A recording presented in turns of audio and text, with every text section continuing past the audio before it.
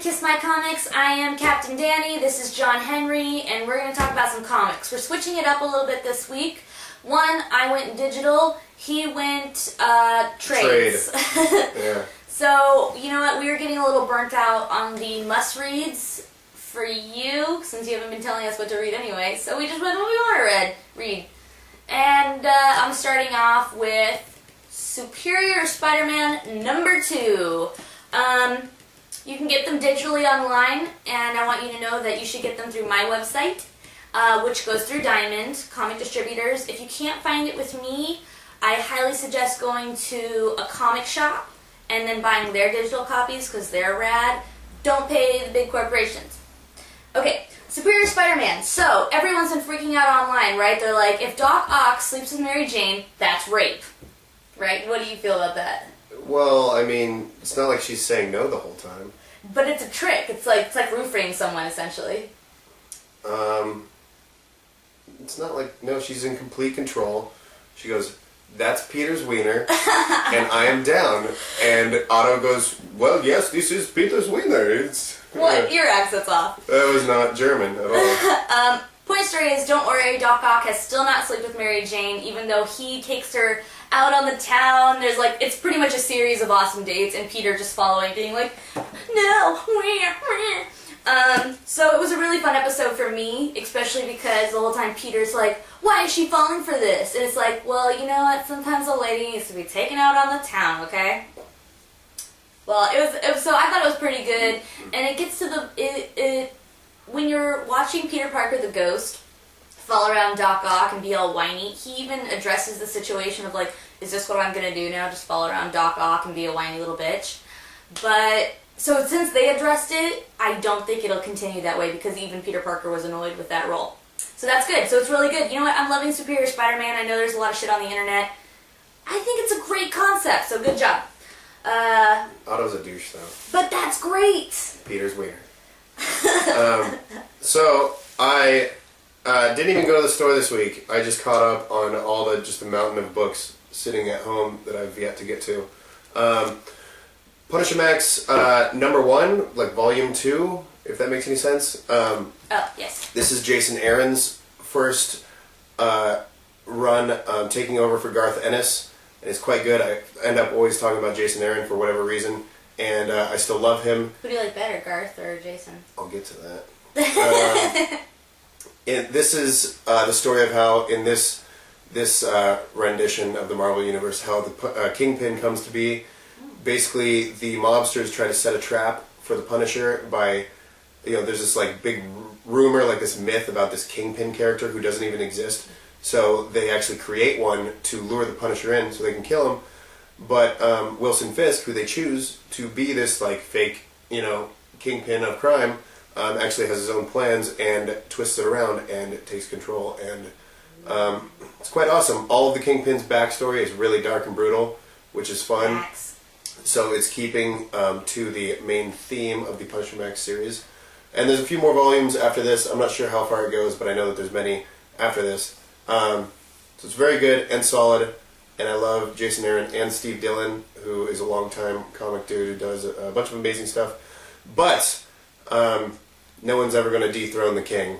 Who's Garth, king? Who's Garth? Okay, good. That's how I feel as well. Yeah, no one's ever going to. I mean, Garth is just, his Punishers are so good and so like just unfaltering and made of stone, and I really, really love the series. But yes, the series continues under a new banner, and this itself is even like 2 years old, I think. Yeah. So still trying to get, you know. And that's good. You know what, I was thinking, like, sometimes we feel shame for not reading all the comic books we think we want to have read, but if we read them all, we wouldn't have any more to read. And how sad would that be?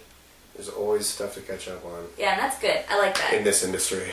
Speaking of catching up on sweet stuff in the industry, finally, Hawkeye #7 came out. I don't understand what the delay was all about, but I'm cool with it.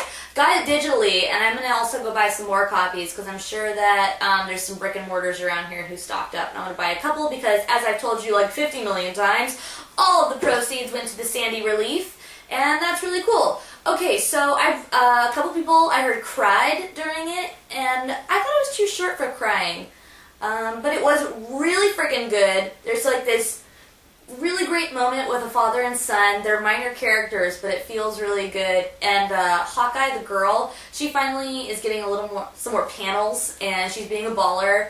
And as a girl reading comics, there's like nothing more fun than a girl in a dress who's like obligated to be in that dress for whatever reason, and then getting the awesome opportunity to rip off that dress and go kick ass. So that happens, and that's great. Also, I can't wait to see what Kevin Smith's review is, because, you know, if it's about Jersey, he's got something to say about it. And there's this great, it might have even been a whole page spread or just a really big panel, but Hawkeye girl version, Kate, is like, Jersey rules! And that was really awesome. So go get this one. Go get 2 and buy one for a friend, because it's super great. And you don't need to know backstory or anything. It's just a really good shots of Jersey, good shots of Brooklyn being all torn up from the storm, and it's moving and awesome and charity. Green Lantern. I had no clue you liked Green Lantern. I never saw you as a Green Lantern guy. So I'm on this great quest to constantly, you know, catch up on old stuff that I missed. And when I was growing up, I was raised on Marvel. I am completely unfamiliar with anything DC except for Batman and a little Superman. But you know, I've never gotten into Green Lantern. I've never gotten into like all the other Justice League people. I have no idea what their deal is. And the New 52 is the perfect opportunity for me to grow up and expand my horizons.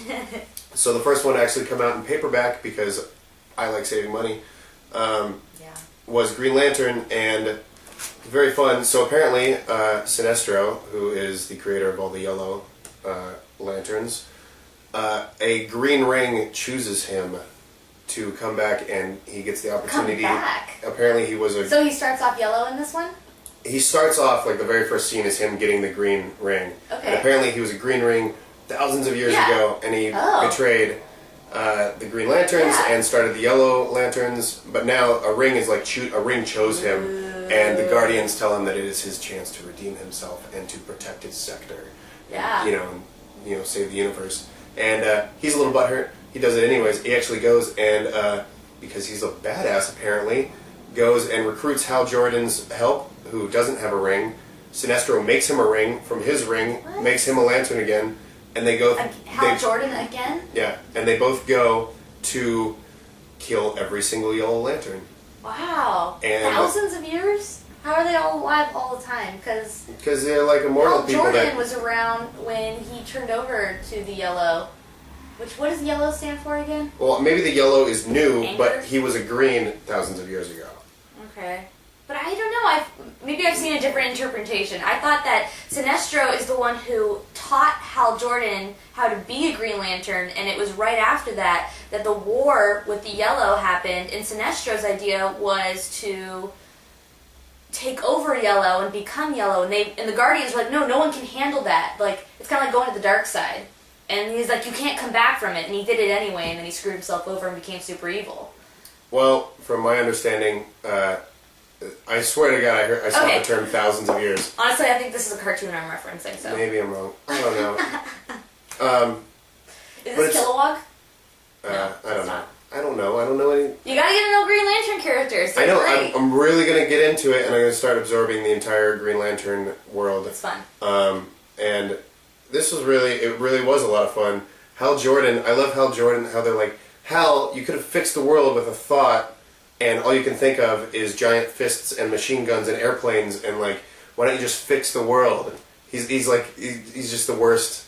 You just can't do, you know. That's the beauty of the Green Lanterns, especially the human ones, in my personal opinion. All the different human ones, it's really fun to see what they interpret their imagination to their powers to form their will. Wait till you meet, I think his name's Kyle, and he's a writer, and so he's really imaginative with his, I don't know, Green Lantern's might.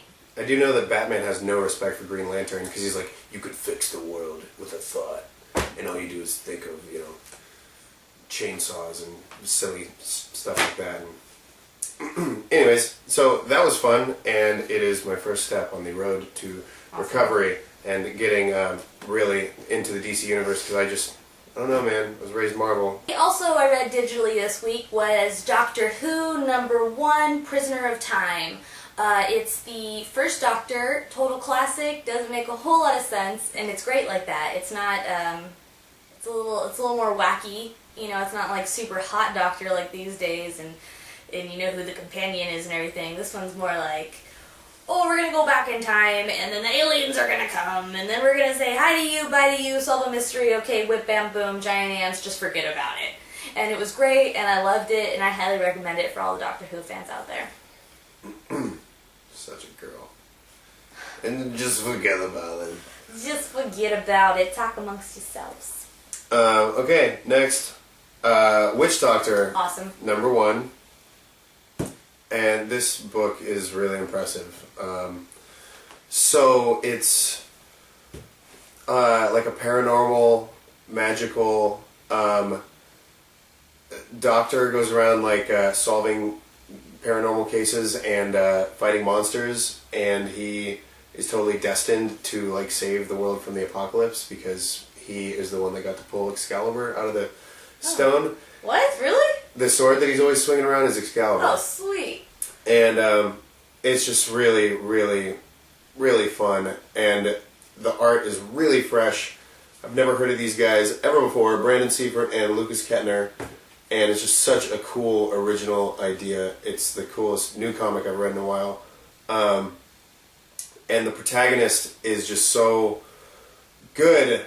He's probably like the best, like weird, quirky, long-winded, eccentric, like really erratic lead character I've seen since Spider Jerusalem, who's one of my all-time favorites. Who may or may not get a tattoo spot on me someday. Transmetropolitan. You want Spidey on there, like the glasses, like just his head, or what are you thinking? Like just one of those shots where he's like up there, where he's like lighting a cigarette and it's just like so much smoke. You know? Does he have like a really good grin or a grumpy face? He's got the grin. Nice. He's always up to trouble when he has the grin. But those glasses, even though they're supposed to be in the future, they're so 90s looking. Anyway. This book is fantastic, and I highly recommend it. It is just, it's only volume 1, so it has so much potential, and hopefully it's going to be around for a while. These guys were found by Robert Kirkman, who does Walking Dead, so if you like Walking Dead and you trust Robert Kirkman's writing, or you're an Invincible fan, or Thief of Thieves, this was the first book, I think, to come out by the Skybound logo, founded by Robert Kirkman, so definitely give it a try. He kind of reminds me of Doc from Back to the Future and House. Would you? Like a good mix, yeah. Yeah, that's what I think. He's super entertaining. 1.21 gigawatts. 1.21 gigawatts! I keep thinking, okay, you can buy a flux capacitor right now. I'm serious. Like, you can order one, and it looks pretty good. I just keep thinking, but what would I do with it? And I'm like, can I somehow put it in my car and make it look legit? Alright, some of the books I bought this week, which I want you to buy, is Dollar Bill Y'all before Watchmen. This is a weird random character, so lots of variants, very special, awesome stuff. A versus X Consequences. John might buy this first, so I might buy first. Get on it if you really want it. You better email me as soon as you see this video, kissmycomics@gmail.com. Also, some Iron Man. This is a Joe Quesada. So, you know, good stuff. That's what I bought this week, and email me for more stuff you want. And for this week's John Henry's Why Don't You Love This Book Yet is Kick-Ass. Some of you might have seen the movie that came out, maybe, which wasn't bad. It was quite decent. But Kick-Ass is about a 16-year-old high school kid who wonders why no one has ever put on a mask and gone out on the streets and fought crime. So he does, and he realizes very quickly that the reason is because he's constantly getting the shit kicked out of him. And it's just so much fun. Very, very funny.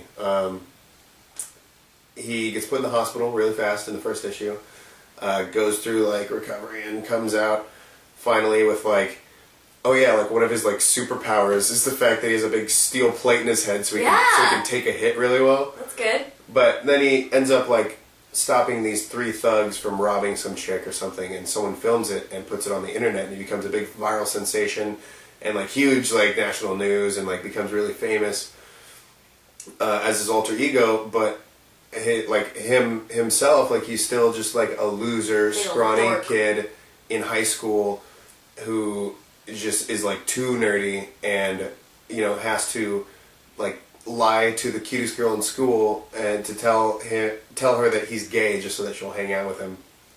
It's such a good time. And plus there's the story's still going. They're making more books, and of course the Hit Girl. Hit Girl's stuff. awesome. Hit Girl's really fun, and so fun. This is absolutely. It was pretty much an instant classic, like right when it came out. Like everyone was talking about it, and everyone should read it. I agree. It should be in everyone's collection. It's really nice. It's definitely on my shelf. I have Hit Girl.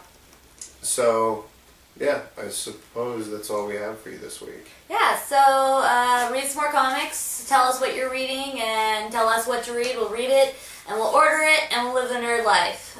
Thanks for watching Kiss My Comics. See you later.